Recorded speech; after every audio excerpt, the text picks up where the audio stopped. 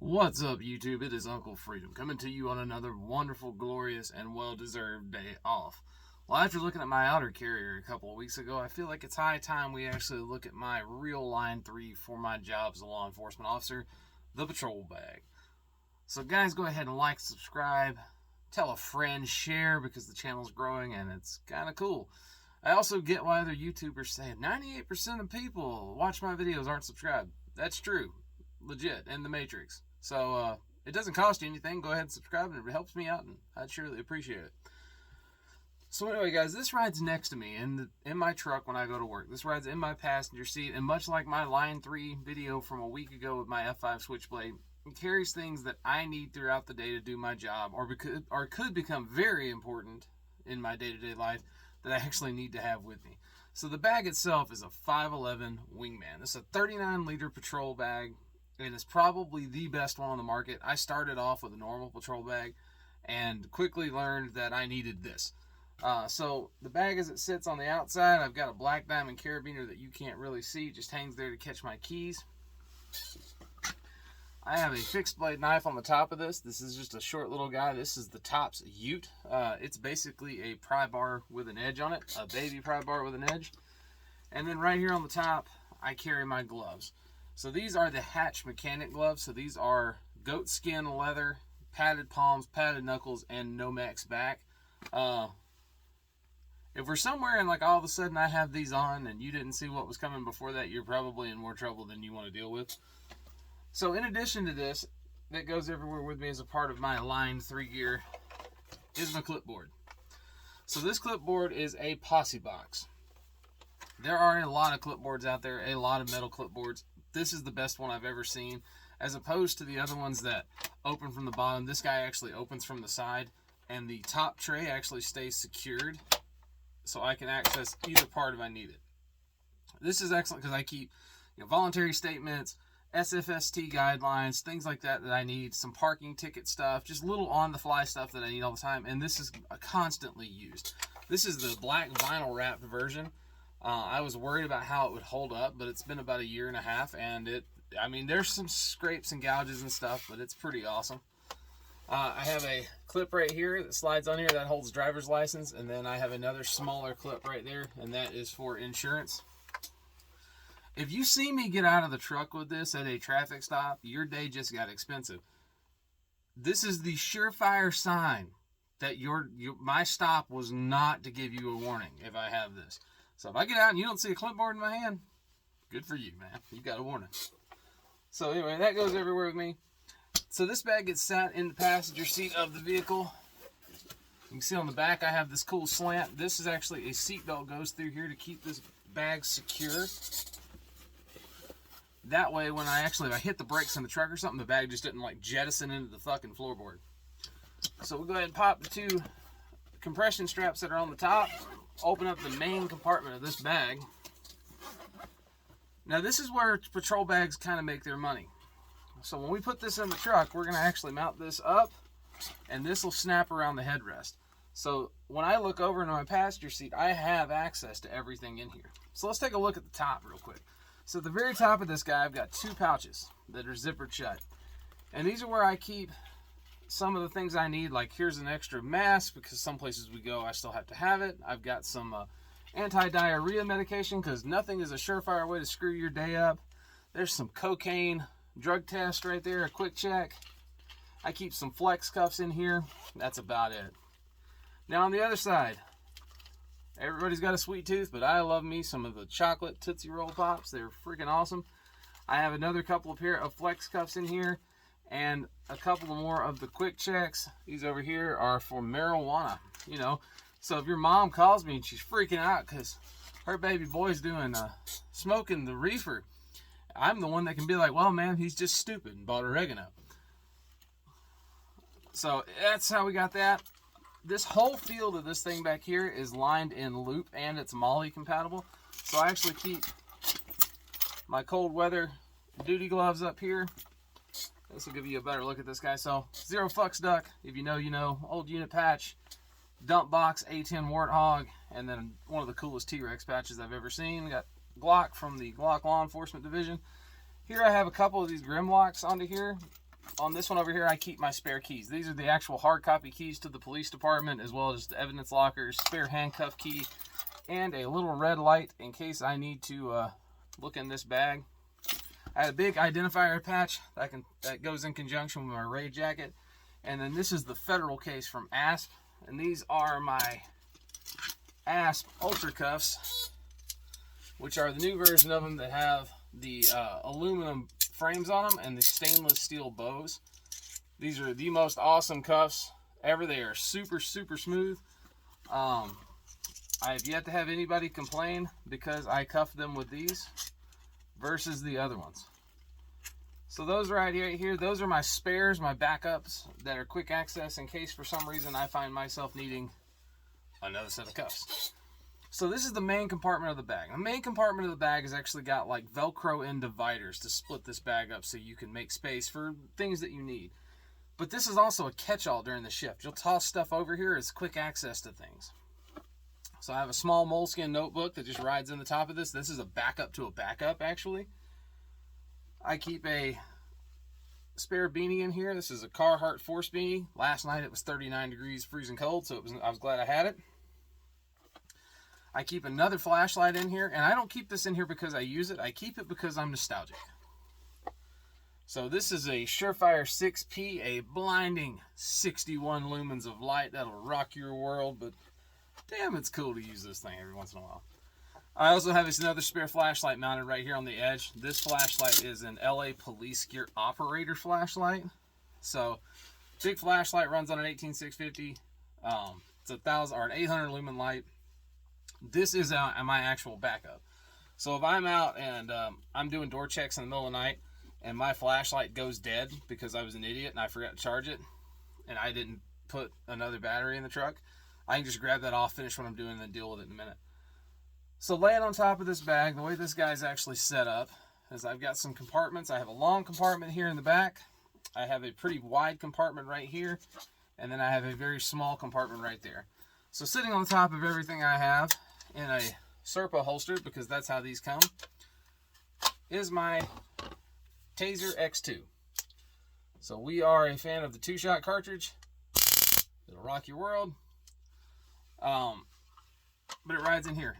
I can snap this on and off because it's got like a blade tech lock on the back. So I can pop it on and off as I need it. Typically it rides in the bag, especially on night shift, because if we're in a situation where less lethal force is combined, I have a metal stick. So underneath that in this pocket right here, I have a Blackhawk IFAK.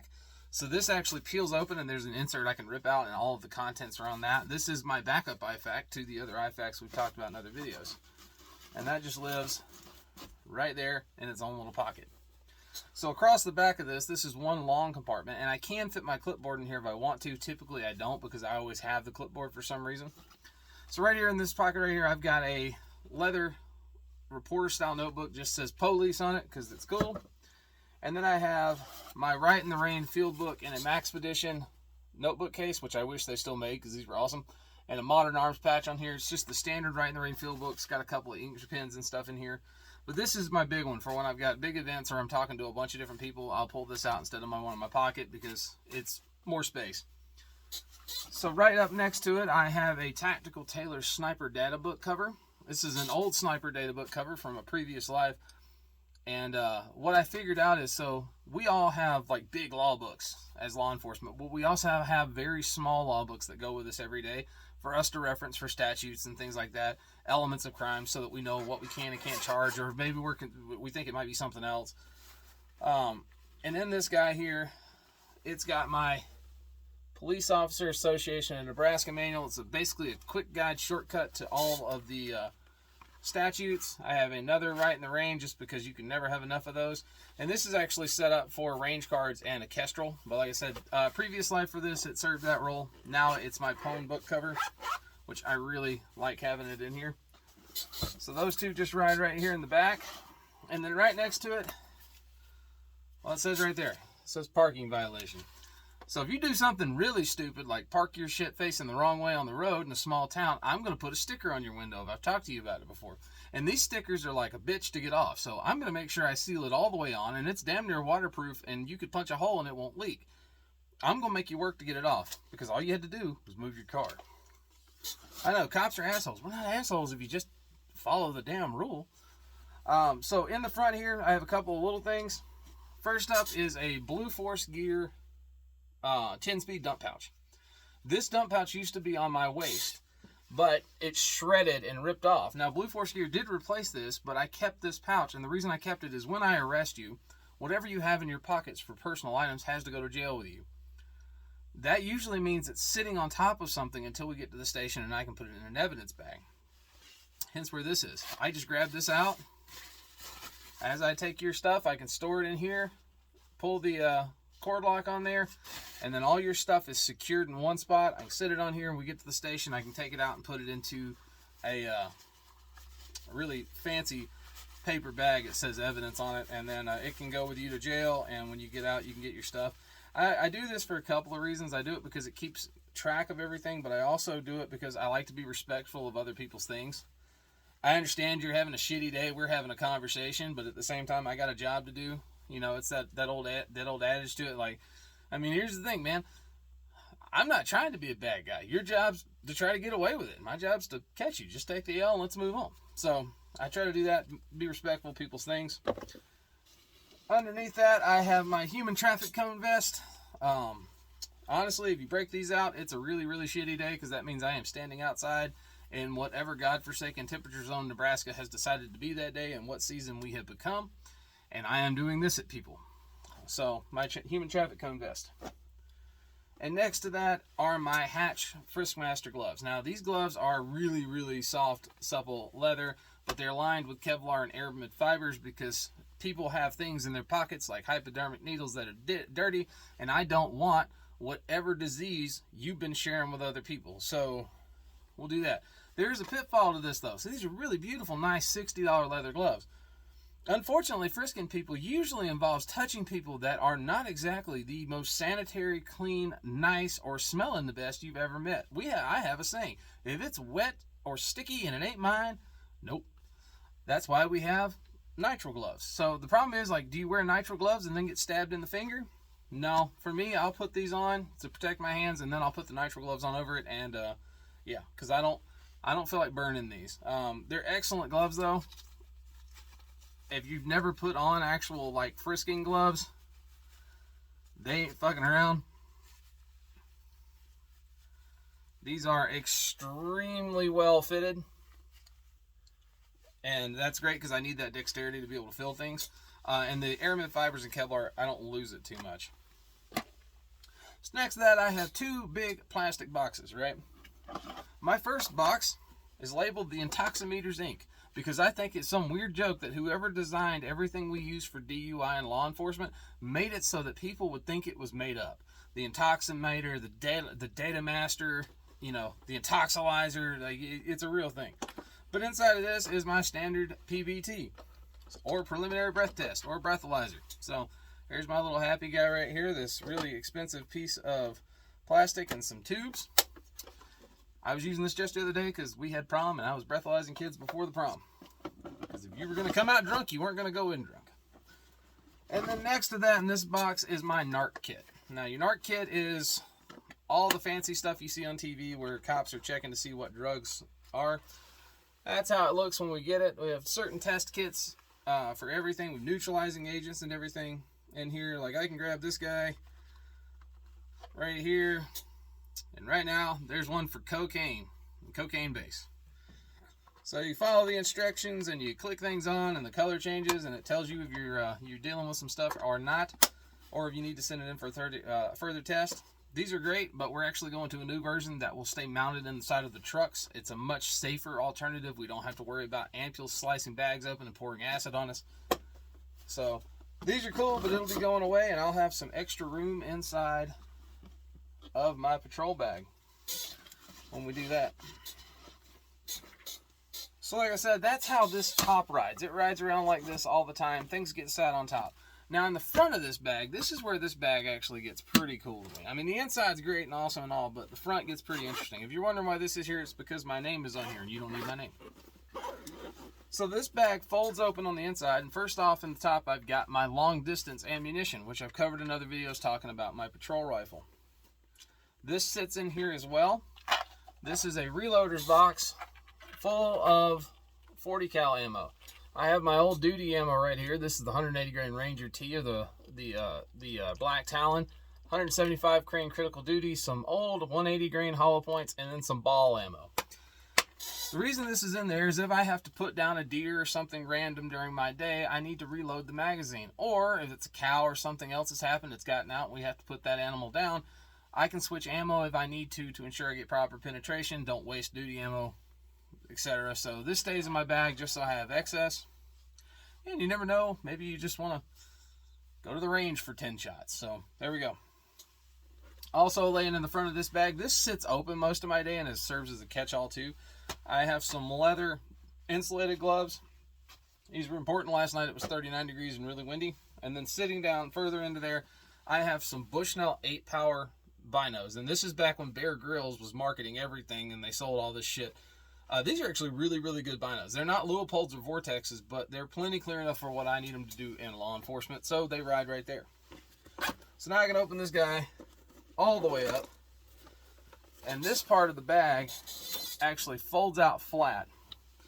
And this bag is also that same hook and loop field in between the PALS webbing. So this bag actually serves its purpose of laying out and me being able to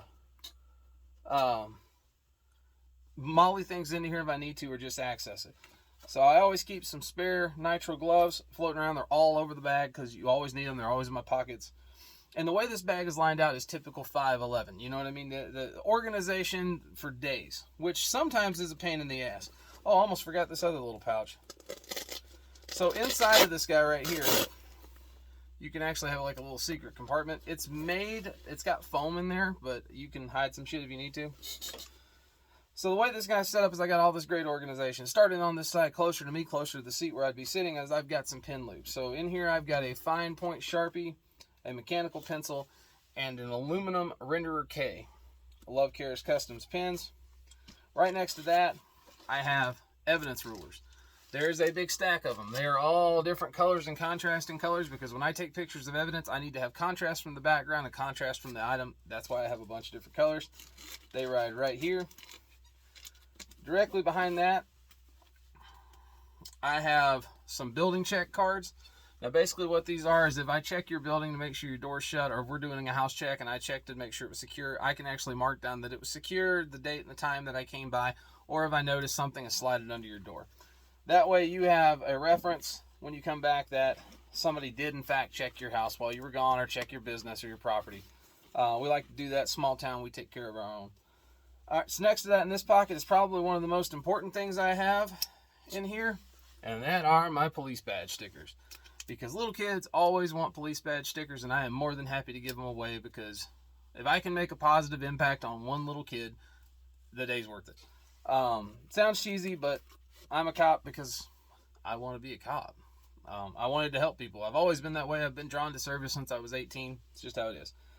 So behind that, or actually we'll go next to it, I have another big wide pouch, a zipper pouch right here. And in this front wide pouch hanging out, I have a pair of Smith & Wesson 100 Model 100 handcuffs. These are not as nice as the other ones, but they are just a spare pair in case I need them. And down inside of this zipper pocket, I keep some Postit Extremes. These are actually waterproof, super sticky Post-it notes. They're awesome if I need to leave a note on something for somebody and it's snowing, wet, cold outside. And then I keep a 4-pack of CR123s, 4 flashlights, weapon mounted lights. It's just hanging out in here. Again, this bag is not about having everything. It's about having what I need, or what I find myself needing throughout the day. So behind that, we have some paperwork.